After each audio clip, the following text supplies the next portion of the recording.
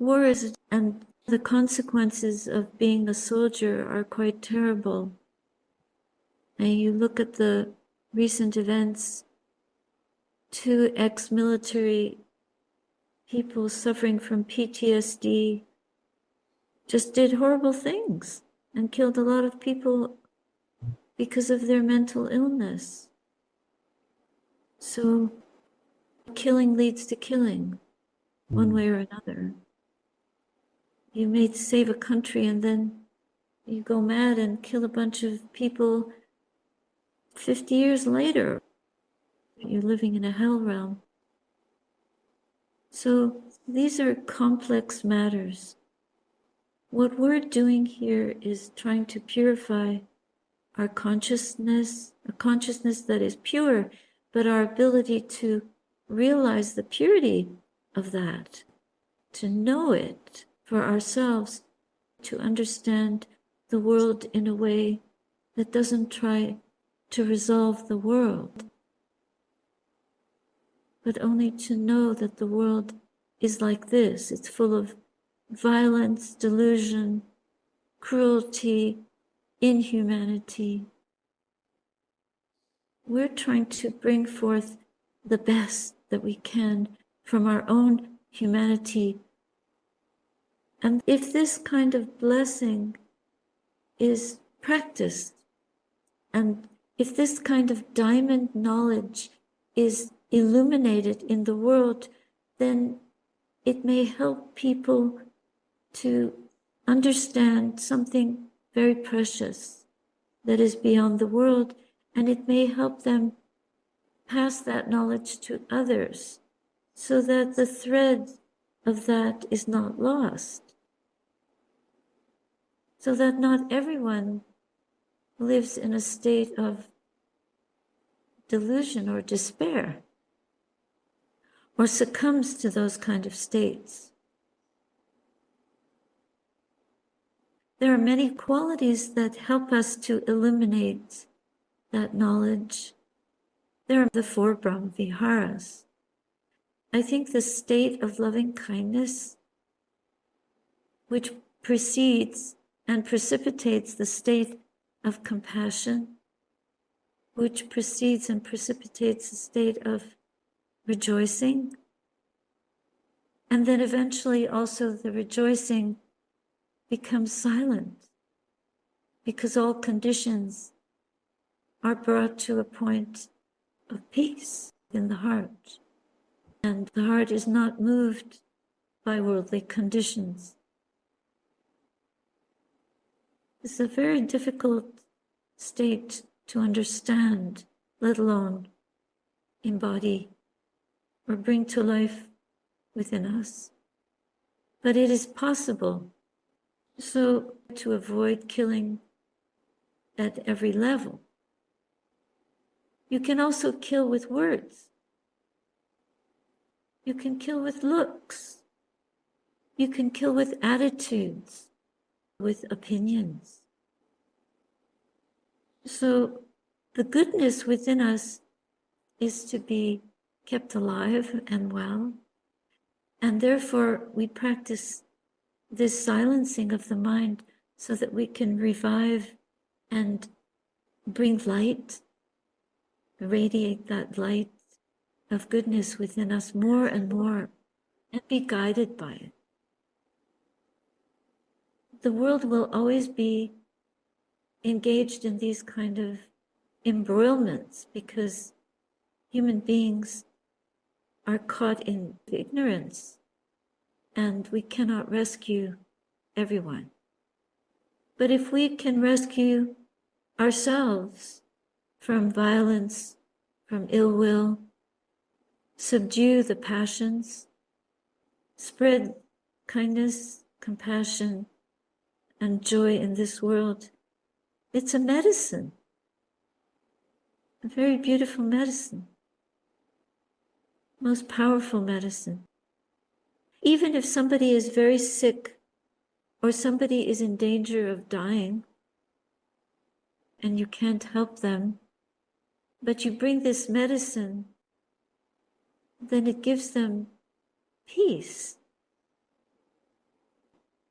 We may not be able to make peace in the world where there are wars, but we can offer moments of peace to each other, to ourselves, so that we can live a beautiful life.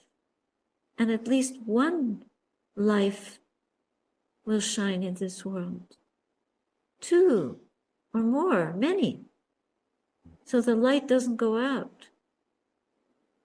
People continue to kill themselves or each other. We can't stop that, but we can work in our own little garden and keep planting and watering this tree of knowledge, of Dhamma, of understanding, of shade and protection, of safety, of refuge for everyone. And we may ourselves be quite flawed in the way we do it, but at least we're trying. We want to do the best we can in that. So to not hate people because they do terrible things, but not to condone their actions, and not to lose sight of whatever goodness there may be in those beings that may have killed. Look at Angulimala.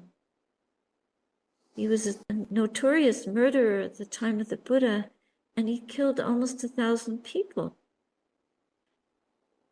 But then he met the Buddha. He wanted to kill the Buddha because the Buddha was trying to stop him, and he did stop him. But he didn't stop him by war. He stopped him by wisdom, by appealing to his knowledge, his knowing, his ability to surrender to love, to goodness,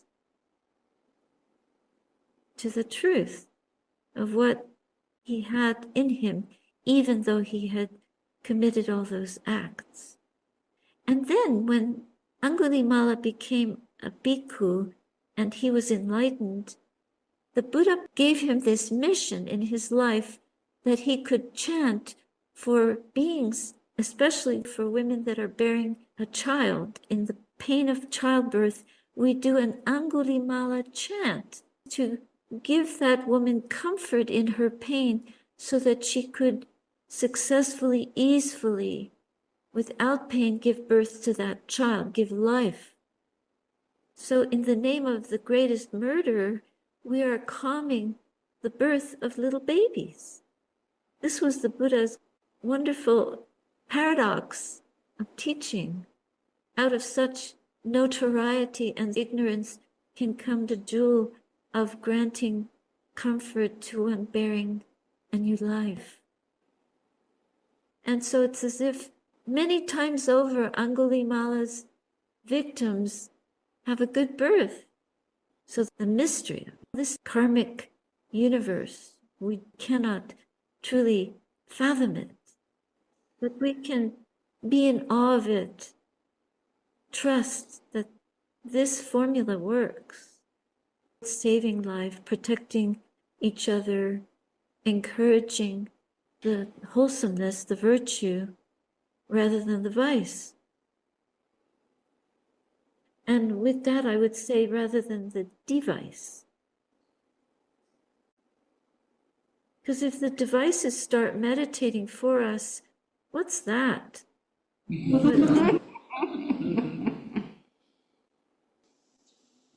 And the world is now in a device epidemic. There's a lot of good that comes from it too. And in fact, this whole Zoom meeting we're on devices here. But it can also be very expensive for the human race when people are not reciting precepts and keeping them in body, speech, and thought. So the restraint, the guardrails, the tracks to follow inwardly and outwardly, they need strengthening. What is the purpose of sharing the merit with others? All of us can help each other. The qualities of love and kindness are shared, and they can affect other people. You know, there's a beautiful story in the Statikas about one of the Buddha's past lives when he was king of the monkeys. There was a hunter that got lost in the forest, and this monkey king took pity on the hunter and saved his life and helped him to get out of the forest. And then the hunter threw a rock at the monkey and hurt him. But the monkey had taken a vow of sila, of virtue, for his whole life, that he would not commit any unkind act. So he took pity on the human being and he said, "You're a human being and you didn't know what you were doing because you thought you could eat me. So I'm not going to hurt you." And even though this hunter had harmed him, the monkey still let him go. So it's very poignant when we make an adhitthana, a determination. Adi means highest, and thana is foundation. So adhitthana is the highest foundation, one of the paramitas that helps us realize the deathless. If we have a determination not to kill, but to save life, not to take things that are not given, not to deceive or abuse the trust of others by body, speech, or mind, to be truthful, but also not to abuse people with our speech. Upholding virtue definitely has an effect on other people. To emulate the highest, it's an adhitthana. So it's a foundation that raises the heart to a higher level, to cultivate goodness. So the foundations are truth and wisdom, generosity, and the mental cultivation, the peace of mind, the stillness of mind that enables us to create a place in the heart where nibbana can arise. To me, that's meritorious, but it's better to do things without thoughts of self, without going to what am I going to get out of this, but just to uphold the highest because it is the highest, and because the truth only can be realized truly if the heart is pure. So the Buddha gives us a formula: generosity, contentment, and skillful conduct. This skillful conduct is not only in speech and action, but it's in thought. So if the mind is purified through our meditation practice and through being so mindful and wise, like awake, wisely present, bearing witness moment by moment to what is arising and ceasing in the mind, then when there are impure thoughts and we try to remove them, just like when something spills on your beautiful carpet, you rush to clean it. Think of the mind as this beautiful skill or instrument that we're in charge of. We're the caretakers of it.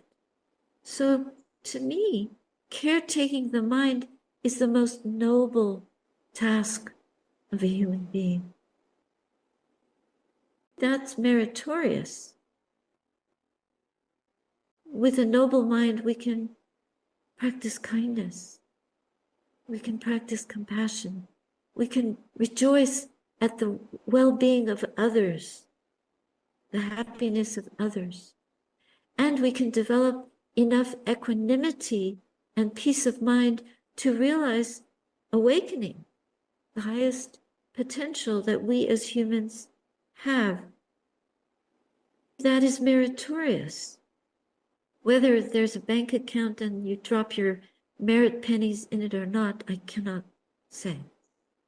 But my teacher in Burma, Sayadaw U Pandita, did tell me once when I was coming for an interview and I went through the door very mindfully and through the next door very mindfully. But he asked me after I'd come in, were you mindful when you came in the gate? And when he asked me that question, I realized that I hadn't been as mindful as I thought. Because looking back, when you're climbing a mountain or you're walking down a trail, looking back, you can see your footprints and you can see how sloppy you were, how you knocked over some flowers, or you stepped on somebody's plants. You didn't mean to, but the mindfulness wasn't that accurate. And so I said to him, no, because I realized that I wasn't that aware. I might have been mindful for half a second when I pushed the door open, but I didn't notice when I turned the handle. I didn't notice when I put my hand up to the door. I didn't notice my closing of the door. Mindfulness to be rich, to be complete, to be continuous, to be at the highest level, has to be a moment by moment awareness so that no other thoughts or wishes or distractions sneak in, creep in, and weaken our ability to pay attention. We can be distracted by sight, sound, smells, taste, and touch sensations. So imagine if you're walking into the kuti, the dwelling of your teacher, and you're a little nervous. So you mindfully open the gate, but then you don't notice it closing. And then you walk up to the next door, but you haven't noticed your footsteps as you walked up to the next door. Lots of gaps. So that wasn't very mindful. And then when he pointed it out to me, I had this attitude like, why didn't you tell me? Because every moment of breathing counts. It all counts. Everything that we breathe, every moment, everything that we do counts. So if we say words that are cruel or unkind, we can feel that right away. If we don't feel it, we have a problem. We need to develop more awareness of how we speak. If our actions are rude or thoughtless to others, we have a problem. We're not being mindful enough. We should be aware of that. That's meritorious. That is noble. So I cannot speak to the concept of merit and merit making, but I can tell you that the Eightfold Noble Path is a noble path, and the steps, the 8 folds of that path are actually many, many folds. And one of them is the determination to bring our mindfulness to a sharpness and a fullness that will cover all our acts, bodily acts, words that come out, thoughts, even our thoughts. So this is why the name of our hermitage is Sati Saraniya. Sati is to remember. Remembering, to be aware, is sati. We don't always remember.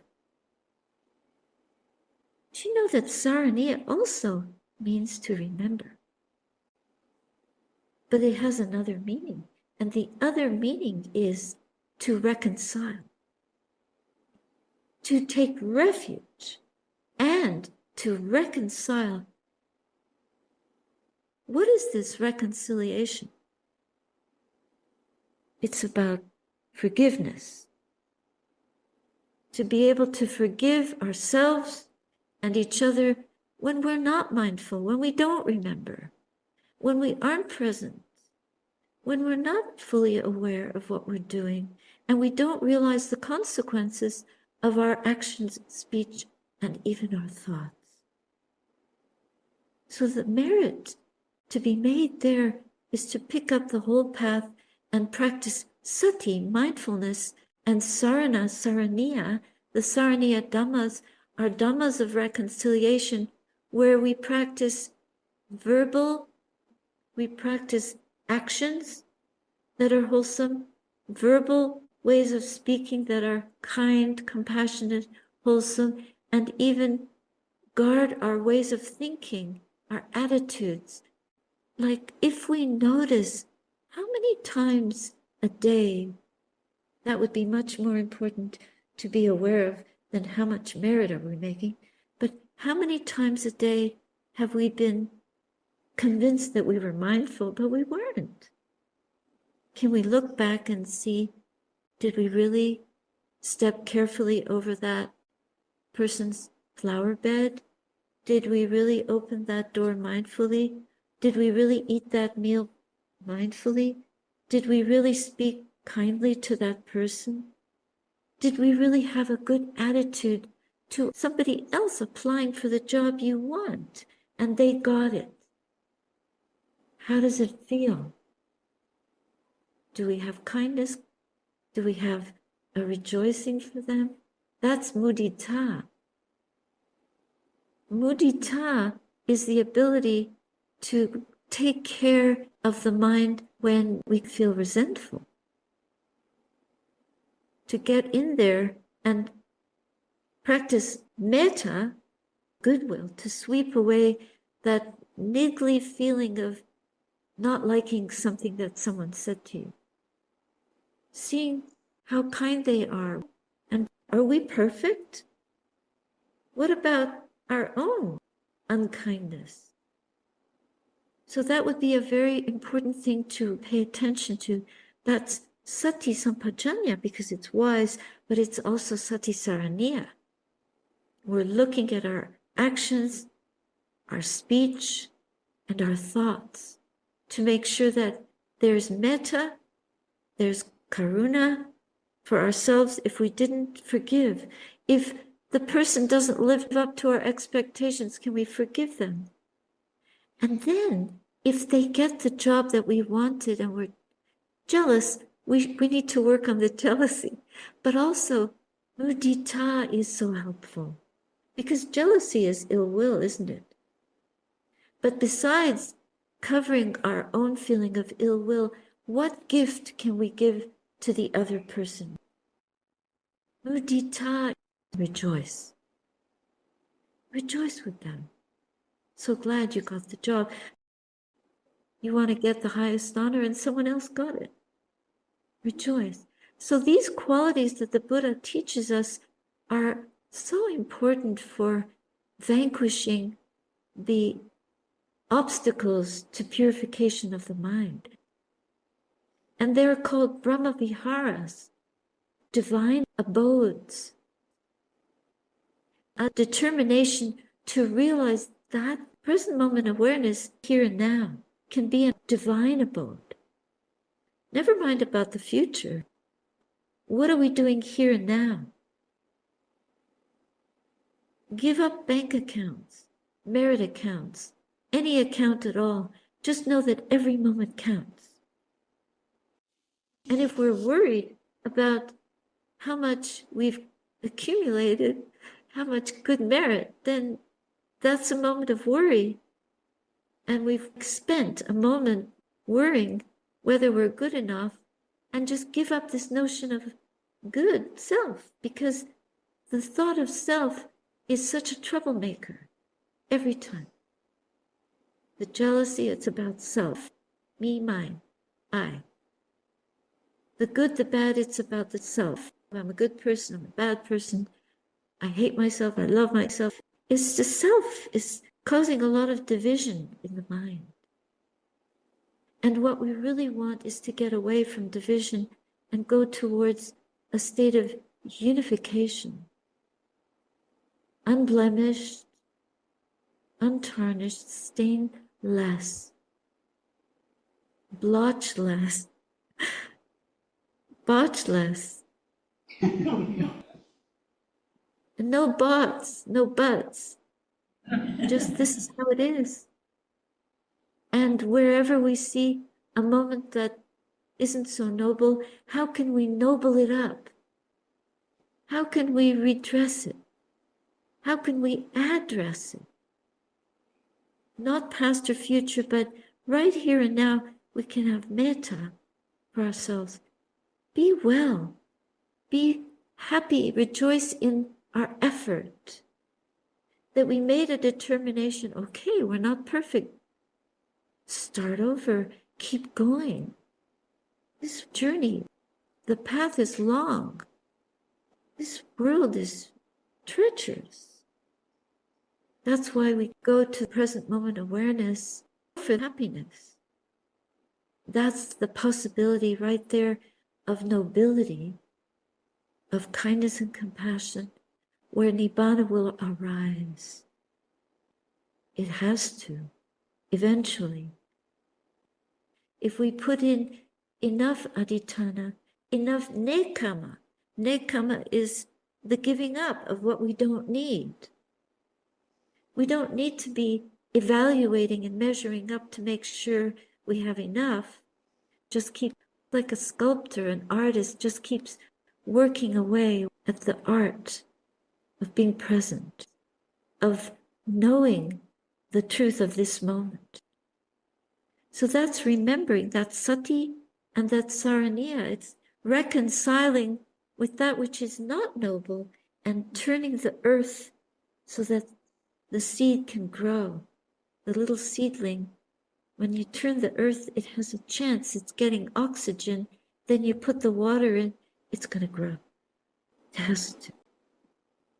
So the present moment awareness is much more important than trying to measure up whether this self is getting enlightened or not. That's full of ego doing something, getting something. It's not a refuge. Because as soon as there's an ego, then the whole world is born here. And we don't want to be reborn in the world over and over again. We want to know the Dhamma of this moment. And that's where the abiding in these Brahma Viharas is so important. And we just keep walking the path in that way. We've really let loose a lot of snakes. They're beautiful aggregates. Yeah. We have such lovely snakes here. And there is a little boy that comes to visit us, and we have a stupa that we made out of our local rocks where the snakes hang out. So this little kid discovered the snake that hides in the rock, and when he comes, he runs right over there, kneels down looking for the snake. And often you can see one of them sitting there with his head hanging out, looking at the little boy.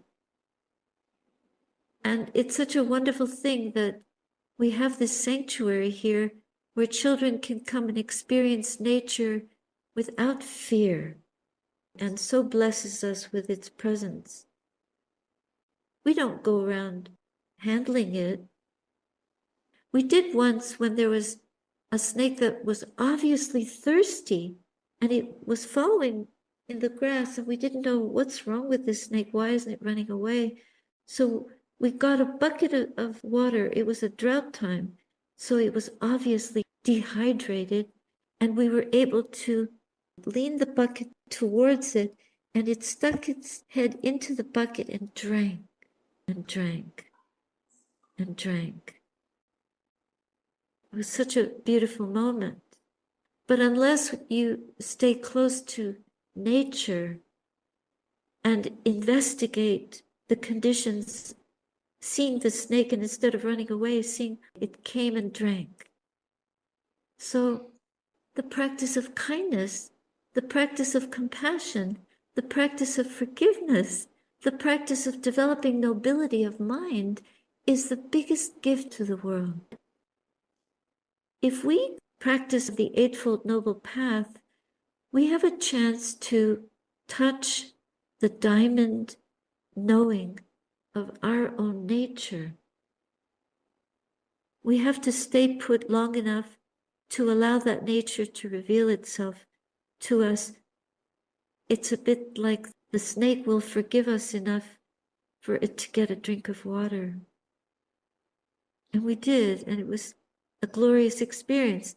And so is the glorious experience of studying the mind, studying the heart enough for us to understand our true nature, letting go those concepts with things that we've read or been taught, ask questions, even get down on your hands and knees and study a grass blade, or sit still in the forest so you can see how the mind can overcome its fear and be present for the miracles of life.